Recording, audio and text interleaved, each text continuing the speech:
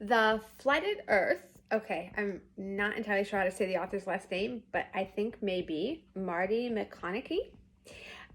Takes place at some point well into our future, or maybe not so well into, but 40 years after a massive flood due to climate change flooded the world, leading to the economic collapse of most countries and many refugees, as so many previous places are now uninhabitable.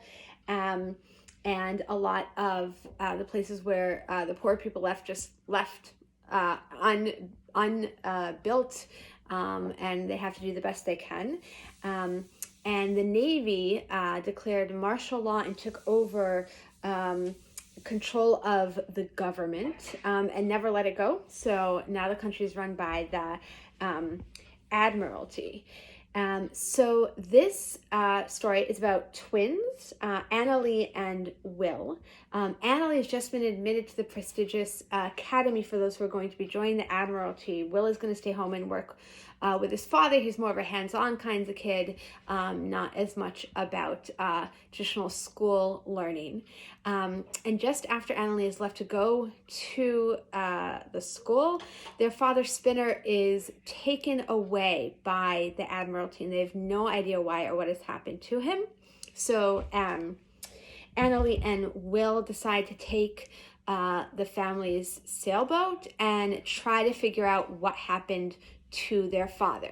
This is the first of a trilogy, and I'm pretty sure that you can actually get all three of the books at this point. They've all been published. So that is The Flooded Earth.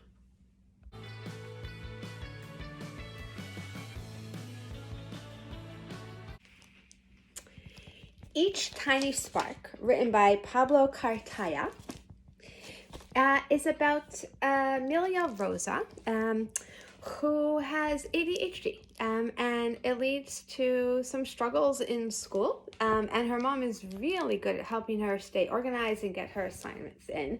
But life gets tricky when her mom leaves for an extended business trip, leaving her home with her abuela and her father, who has just returned from a tour of duty.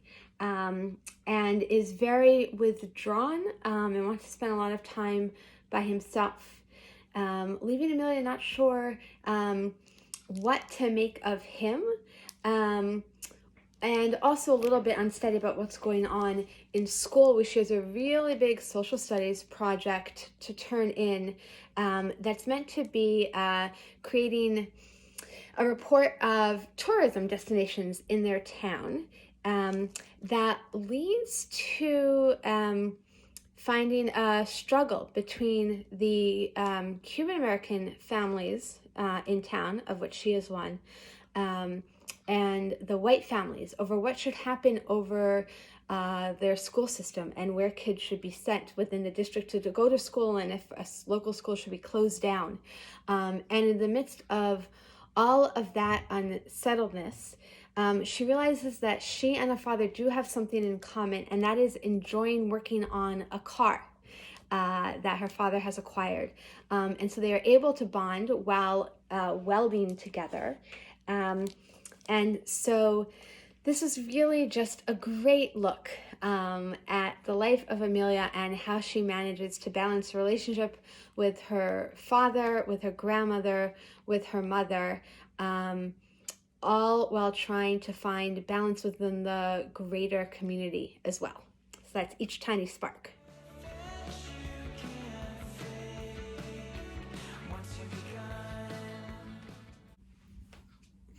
The Unexpected Life of Oliver Cromwell Pitts, written by Avi, who has written 2 million other books, so almost certainly you've heard of him before. So Oliver Cromwell Pitts lives in 1724 in Melcombe Regis, England, about 1/10 of a mile from the sea. His mom died when he was just a baby, and his father never really got over his mom's death, so his older sister is the one who's been taking care of him, as his father tends to drink too much and neglects Oliver and his sister Charity. And the adventure starts with a flood that wakes up 12-year-old Oliver in his home, finding it totally flooded and no sign whatsoever of his father. The only clue he finds is a note that indicates that he's rushed off to London to try to help Charity, who is in some kind of trouble. Oliver is trying to figure out what to do, realizes he needs some money, and he's also walking along the beach and comes across a wreck, a ship destroyed in the storm. He climbs aboard and does actually find some money. But he is found and sent to the poorhouse for young children who have no parents to take care of them. Realizes that his life is pretty much sunk if he stays there, does manage to escape, and has all kinds of trouble in his ventures as he makes his way to London to try to find both his father and his sister. Of course, he gets to London and finds that it is a rather large city, much, much bigger than anything he's ever seen in his life, and he has no idea what to do or how to go finding his relatives.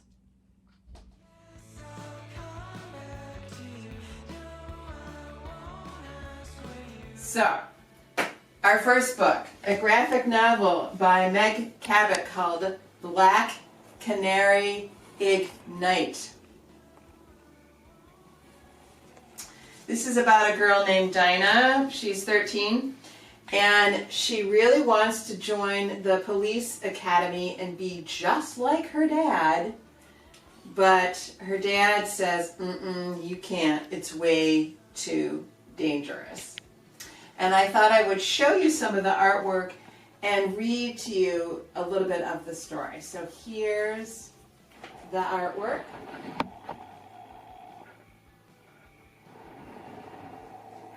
Here's some of the story. Why can't my dad see that I'd make a great cop, just like he is? I'd take down Bane, Two-Face, and the Joker too. It isn't fair. He's got to realize I'm not a little girl anymore. I want adventure. I want to make a difference. I'm not just an ordinary girl. And here's some more of the artwork for you. Honey, you girls still out there? No, it's just me, I guess. I'm coming in. We're having your favorite tonight, tacos. It's not Dad's turn to cook, is it? Dinah, be nice. Chirp, chirp, chirp, chirp. And the hooded figure said, shut up. And then the hooded figure is able to shoot out fire from the arms, and so the fire goes right towards the canary. Crack! Jeep! Jeep! And the hooded figure says, you want adventure, Dinah Lance? I'll give it to you. I'll give you more than you ever bargained for. So who is that hooded figure? Does Dinah get to go into the police academy? And who is the Black Canary in the title, Black Canary Ignite?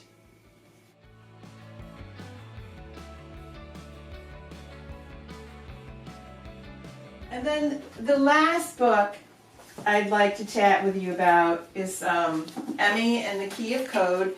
And this is a really awesome novel in verse.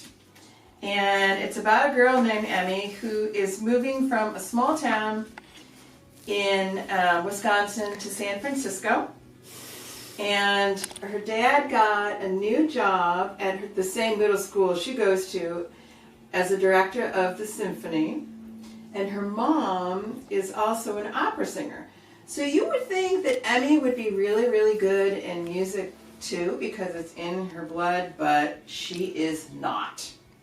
So I'd like to read a passage for you from this book. This is called None of the Above. In 15 minutes, I'm supposed to decide where I go, Monday, Wednesday, Friday before lunch. A, symphony orchestra and choir. B, winter play, A Tale of Two Cities.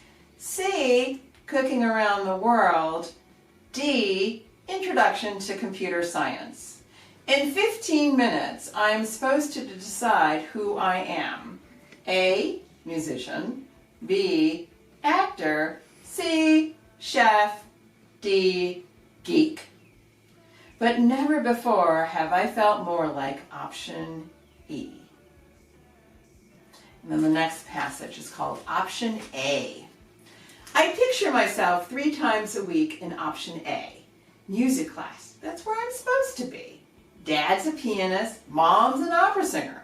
Even my own heartbeat thumps in 3/4 time. Boom ba da, boom ba da, boom. I can't remember a time before music. I don't think I ever existed without it. I was born with it like a twin or a vital organ. Music swims in my bloodstream, burrows in between my bones, and if it disappeared, I'm not sure what would be left. I'd like to call myself a musician, but after 9 years of lessons, from piano to flute to violin to voice to saxophone to drums to bass to guitar, when we moved to San Francisco, we gave up. I'm no good. Turns out loving music isn't the same as being a musician. I should sign up for the winter play or Cooking Around the World or Introduction to Computer Science. But how can I sign up for something else when all I want is to be a musician? Well, it turns out that Emmy does decide to go to the Introduction to Computer Science, and it turns out she's really good. So this is a great book if you like music, or you like computer coding, or you like both. And the other really cool thing about this book is that in the back, there is a glossary of coding terms. So it explains all kinds of coding concepts, bracket, bracket, Boolean, global variables. And then it also has a glossary of music terms. So it describes diminished fifth, presto, and fermata. So a complete package of novel and verse, friendship story, music, and computer programming.